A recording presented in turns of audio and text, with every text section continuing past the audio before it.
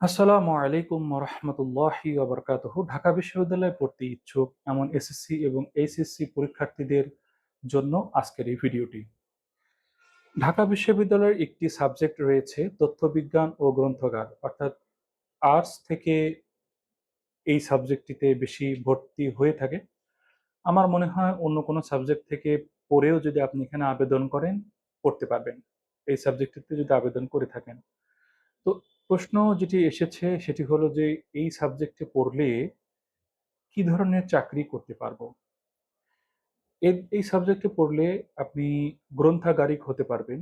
সারা বাংলাদেশের যত কলেজ রয়েছে প্রত্যেক কলেজে গ্রন্থাগার রয়েছে এবং সেখানে একজন শিক্ষক সমমানের, শিক্ষক মর্যাদার গ্রেডের একজন গ্রন্থাগারিক নিয়োগ দেয়া থাকে এবং দুজন থাকে অ্যাসিস্ট্যান্ট এবং মূল ব্যক্তি।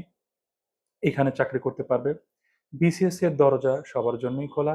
সেখানে তথ্যবিজ্ঞান এবং গ্রন্থাগার থেকে পড়লেও, গ্রন্থাগার ব্যবস্থাপক সাবজেক্ট থেকে পড়লেও আপনি বিসিএস দিতে পারবেন এবং সেখানে সাধারণ ক্যাডেট এবং শিক্ষা ক্যাডেট ২ জায়গা থেকেই আপনি বিসিএস দিতে পারবেন।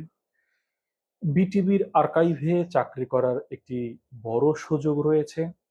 আরও সুযোগ রয়েছে বাংলাদেশ বেতারে চাকরি করার জন্য। এরপর আপনি সচিবালয়ের তথ্য কর্মকর্তা হিসেবে চাকরি করতে পারবেন, যেখানে অনেক ভালো গ্রেডে, অনেক ভালো বেতনে চাকরি করা সম্ভব। ব্যাংকের তথ্য কর্মকর্তা হিসেবে চাকরি করতে পারবেন।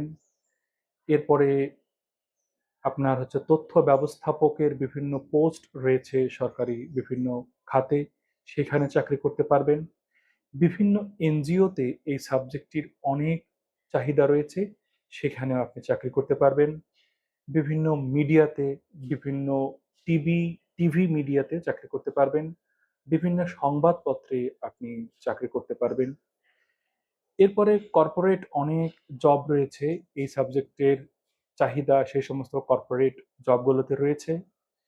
বিভিন্ন কর্পোরেট অফিসগুলোতে তাদের ডাটা ম্যানেজমেন্ট সহ আরো বিভিন্ন গুরুত্বপূর্ণ পোস্টে এই সাবজেক্ট থেকে পড়ে আসা ছাত্রদের, যারা গ্র্যাজুয়েট করবে তাদেরকে চাহিদার সাথে নিয়ে থাকেন।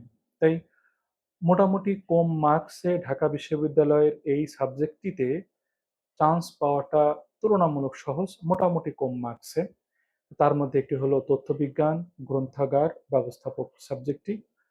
এটাই ছিল আজকের তথ্য। আপনার সুস্বাস্থ্য কামনা করি। আসসালামু আলাইকুম ওয়া রাহমাতুল্লাহি ওয়া বারাকাতুহু।